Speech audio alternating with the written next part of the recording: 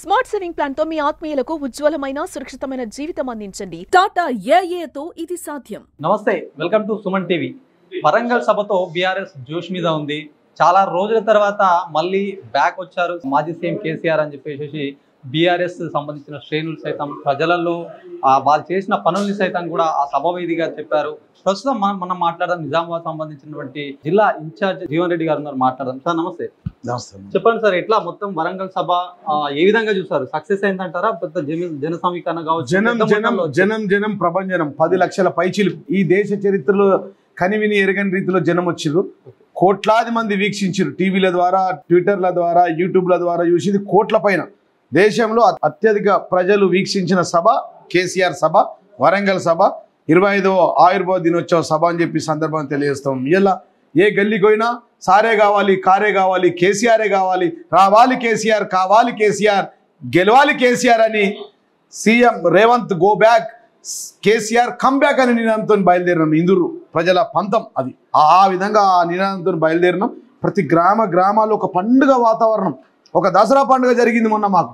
27వ తారీఖు ఆయుర్వేద దినోత్సవ సందర్భంగా, జతోత్సవ 25వ ఆయుర్వేద దినోత్సవ సందర్భంగా ప్రతి గ్రామంలో 8 గంటలకి లేచి పొద్దున్నే పూజలు చేసుకొని, జెండా ప్రోగ్రాం చేసుకొని, బస్సులలో, కార్లలో స్వయంగా సద్దన్నం కట్టుకొని, సల్లా ప్యాకెట్లు తీసుకొని వరంగల్కు బయలుదేరి సారు మాట్లాడిన తర్వాత కూడా కదలకుండా ఉదయం 8 గంటలకు బయలుదేరి సాయంత్రం 8 గంటల వరకు దాదాపు 12 గంటలు ఆయన కోసం ఎదురు చూసి, ఎందుకంటే తెలంగాణ కర్త కర్మ క్రియ ఆయననే, తెలంగాణ ప్రదాత, తెలంగాణ జాతిపిత, తెలంగాణ బాపు కేసీఆర్ కదా.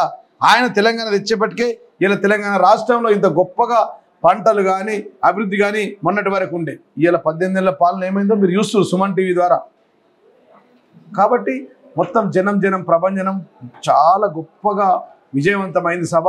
ఈ సభతోని మళ్ళా సారే వచ్చేసిందనే మాటలు కూడా బయటకు పోయి ప్రజలంతా సార్ను కోరుకుంటారు కేసీఆర్ అని చెప్పి సందర్భం తెలియజేస్తున్నారు. ఈ అవుట్ సోర్సింగ్ ముఖ్యమంత్రి రేవంత్ రెడ్డి గారిని వెంటనే పోవాలని చెప్పేసి Revanth go back, KCR come back అనే నినాదంతో రాష్ట్ర ప్రజలంతున్నారని చెప్పి సందర్భం తెలియజేస్తాం. చాలా రోజుల తర్వాత ఇన్ని రోజులు లేనిది ఇప్పుడు అసలు ప్రతిపక్ష హోదా కూడా అదే మాజీ సీఎం ఉండాల్సింది, అసలు ప్రతిపక్ష హోదా పోషించలేదు. ఇప్పుడు తెర మీదకి వచ్చి మాట్లాడుతున్నారు, అభివృద్ధి మీద మాట్లాడలేదు. ఇందాక ప్రెస్ మీట్ పెట్టింది దాని మీదనే. ఆయనకు తెలుసు ప్రజల పక్షాన ఉండేదే కేసీఆర్, ప్రజల గుండెల్లో ఉండే కేసీఆర్. ఈ ధ్వని ఏదైతే ఉందో అది ప్రజల ధ్వని. కేసీఆర్ మాట్లాడేది చూసిరు కదా. ఒకవేళ ప్రజల పక్షాన లేకపోతే కోట్లాది మంది ఎందుకు చూస్తారు, లక్షలాది మంది ఎందుకు తరలిస్తారు? ఎక్కడ వరంగల్ సభ, ఎక్కడ ప్రజలు ఆదిలాబాద్ నుంచి పడితే ఆర్మూర్ నుంచి పడితే ఆదిలాబాద్ దాకా, ఆదిలాబాద్ నుంచి ఖమ్మం దాకా మొత్తం ప్రతి గ్రామాన లక్షలాది మంది ఎందుకు తరలిచ్చారు? ఆయన ఒక్కసారి చూద్దాం, ఒక్కసారి కలుద్దాం. ఆయన చూడ్డానికి బక్క మనిషి, ఆయన ఉక్కు మనిషి అని చెప్పి సందర్భంగా తెలియజేస్తాం. ఇప్పుడు ఎట్లా ఉండబోతుంది? చాలా రోజుల తర్వాత ఇప్పుడు మీరు ఏదైతే అధికారం కోల్పోయిన తర్వాత నాయకులు కూడా గ్రౌండ్ స్థాయిలో వెళ్ళలేని పరిస్థితి, చాలా రోజులు కూడా గ్యాప్ వచ్చింది. మేము కాదు, అది కాంగ్రెస్ వాళ్ళు.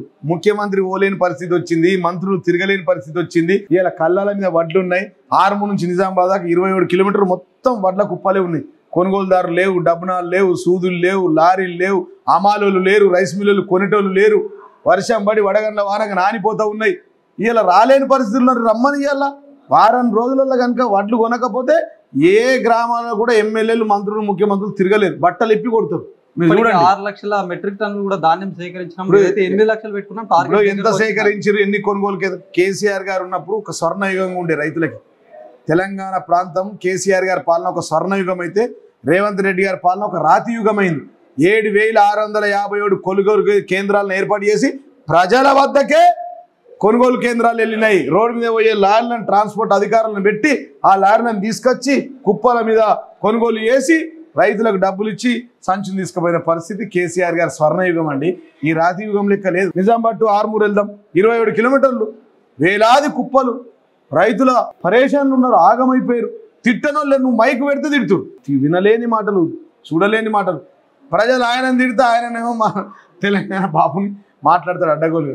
నేను అన్న మాటలు కూడా అది తీవ్రంగా యావత్ తెలంగాణ ప్రజలంతా ఖండిస్తూ ఉన్నారు. కేసీఆర్ సమాధులు కడతా, ఇవి కడతా, అవి కడతా అని రేవంత్ రెడ్డి ఏవైతే మాటలు అవుట్ సోర్సింగ్ ముఖ్యమంత్రి రేవంత్ రెడ్డి మాట్లాడుతూ ఉన్నాడో, ఆయనకు సమాధి కొడంగల్లో రెడీ అయిపోయింది. ప్రజలే ఆయన రాజకీయ సమాధి కడతారు కొడంగల్లో. ఇది ఖచ్చితంగా ప్రజలు అంటున్న మాట, నేనంటున్న మాట కాదు. ఆయన రాజకీయ సమాధి రెడీగా ఉన్నది. ఇదే చివరి ఎలక్షన్స్ ఆయనకు. ఈ కాంగ్రెస్ పార్టీకి రాష్ట్రంలో రానున్న 40 ఏళ్లలో ఇది చివరి ముఖ్యమంత్రి. ఇప్పుడు బెంగాల్లో కొన్ని సంవత్సరాల నుంచి ముఖ్యమంత్రి ఏ విధంగా అయితే లేరు కాంగ్రెస్ వాళ్ళు, ఇక్కడ కూడా కాంగ్రెస్ ఖతం అయిపోయింది. రానున్న 30-40 సంవత్సరాలు మళ్ళీ కాంగ్రెస్ ముఖ్యమంత్రి మీరు చూడలేరు. సమాధులు కడతానే మాట మాట్లాడుతుంది కదా, ఆయనకు సమాధులు కట్టుడు ఆయనకు రేవంత్ రెడ్డి గారికి అలవాటు. కేసీఆర్ గారికి పునాదులు వేయడం, తెలంగాణకు పునాది వేసిండు, తెలంగాణలో అభివృద్ధికి పునాది వేసిండు, తెలంగాణ స్వర్ణయుగం మారడానికి పునాది వేసిండు. పునాది వేయడం బీఆర్ఎస్ పార్టీ అయితే సమాధులు కట్టడం కాంగ్రెస్ పార్టీకి అలవాటు అని చెప్పి సందర్భం తెలియజేస్తుంది. ఇప్పుడు రాబోయే స్థానిక సంస్థల ఎన్నికలు మరి ఎట్లా ఉండబోతుంది, స్ట్రాటజీ ఎట్లా ఉండబోతుంది చూస్తారు కదా. ఎట్లా అసలు మొత్తం ఇంకా 2-3 నెలల్లో అంటున్నారు, ఎట్లా మీరు ఏ ఊరికి వెళ్ళినా సారే కావాలి, కారే కావాలి, కేసీఆర్ కావాలంటారు. ఇలా బీఆర్ఎస్ కారు 100 స్పీడ్లో తిరుగుతుంది. నిన్న వరంగల్ రోడ్ల మీద 100 స్పీడ్ మీద గుమ్రి 100 స్పీడ్లో పోతుంది. ఇక మమ్మల్ని మాకు అందుబాటులో కూడా రాలేరు. రానున్న 30 సంవత్సరాలు మాదే రాజ్యం. డబుల్ బెడ్రూమ్ సంగతి ఏంది మరి?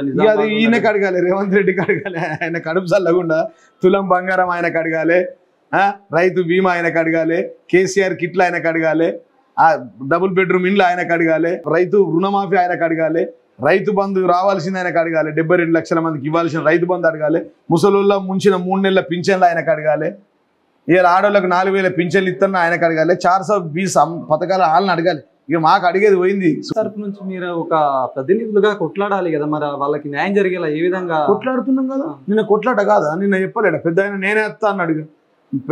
సింహం వేటకు చాలా అయింది కదా. ఇన్ని రోజులు చాలా రోజులు రోజు వేట అయ్యేది సింహము రోజు వేట ఉండదు. ఒక్కసారి బయటకు వెళ్ళిందంటే ఇక అయిపోయాయి నిన్నదంతా. మీ నియోజకవర్గంలో పులి బాగా సంచరిస్తుంది, మరి ఏం చేస్తావు? ఇక పథకాలు లేవు, ప్రజలు వచ్చేటోళ్ళు లేరు, గుళ్ళలకు ప్రజలు పోతలేరు. సిద్ధుల గుట్టకు మా కాలంలో ప్రజలు వచ్చేది గుళ్ళలకు, వీళ్ళ కాలంలో పులులు వస్తుంది. దానికి ఏం చేయాలా? పులులు ఉన్నాయి, గండు విల్లులు ఉన్నాయి, ఆడ ఆర్మూర్లా గండు విల్లులు ఉన్నాయి. అవినీతి రోజు చేసుకుంటూ కూర్చున్నారు. నల్ల మట్టి నుంచి పంచభూతాలను వదులుతలేరు. నల్ల మట్టి నుంచి మొరం దంద దాకా, ఇసుకే దంద దాకా రోజు అలా పని అదే ఉన్నది. దొరికిన గారికి దోసుకుందాం రా బాబు, ఇంకా 3 ఏళ్ళు ఉన్నాయని రోజు లెక్క పెట్టుకుంటారు. క్యాలెండర్ పొద్దున చూస్తారు, ఇంకా ఇన్ని రోజులే ఉంది మిగిలి కాంగ్రెస్ పార్టీకి అని చెప్పి తిరుగుతూ ఉన్నారు, దోసుకుంటూ ఉన్నారు. గతంలో కంటే ఎక్కువ ఉంది సార్, అంటే ఏం లేదు. గతం లేదంటే ఉంటే గుంజుకోండి కదా, మా ఏమైనా ఉంటే తీసేసుకోండి అని చెప్తున్నాం. అట్లాంటివి లేవు, ప్రజలకు తెలిసి ఇవ్వాలి. అయ్యో పాపం అంటారు. అయ్యో పాపం ఉట్టి బీఆర్ఎస్ ప్రభుత్వాన్ని పోగొట్టుకుంటుంది, కేసీఆర్ని పోగొట్టుకుంటామని ఏడుస్తున్నారు, ఆర్తనాలు పెడతా ఉన్నారు, బాధపడుతూ ఉన్నారు. మీ పబ్లిక్ ఒపీనియన్లో టీవీలు మాట్లాడితే తిడుతూ ఉన్నారు. తిట్టని మాట నాకు తెలిసి ఈ ముఖ్యమంత్రి పడ్డని తిట్లు ఈ దేశ చరిత్రలో ఏ ముఖ్యమంత్రి వాళ్ళేడు. ఈ రేవంత్ రెడ్డి అవుట్ సోర్సింగ్ ముఖ్యమంత్రి రేవంత్ రెడ్డి గారు పడ్డని తిట్లు ఈ దేశ చరిత్రలో ఎవరు కూడా పడలేదు. చివరిగా కులగణన గురించి ఏమంటారు? ఒకవైపు కులగణన వాళ్ళతోనైందా వీళ్ళతోనైందా తెలుస్తుంది. చోటే బాయ్ బడే బాయ్ సుబానాలా, చోటనాయి మాసాలా, చోటే బాయ్ తెలిసిపోతుంది. 2 పార్టీలు ఖతం అయిపోతుంది, కనుమెరుగు అయిపోయింది, అవుట్ అయిపోయింది, వాళ్ళ దుకాణం బంద్ అయిపోయింది. వచ్చేది పక్కా మళ్ళా 3వ సారి ముఖ్యమంత్రి అయ్యేది మా కేసీఆర్ గారే.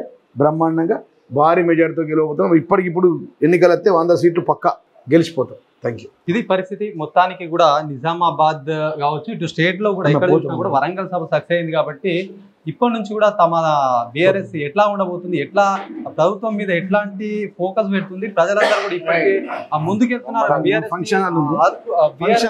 ఆకర్షించుకుంటున్నారు. మరి వచ్చే ఎన్నికలు వస్తే కూడా ఖచ్చితంగా కూడా ఇప్పటికిప్పుడు ఎన్నికలు వచ్చినా కూడా మేమే అధికారంలోకి వస్తామని చెప్తున్నటువంటి పరిస్థితి ఉంది. Camera person Jagadish Srinivas, Suman TV, Nizamabad.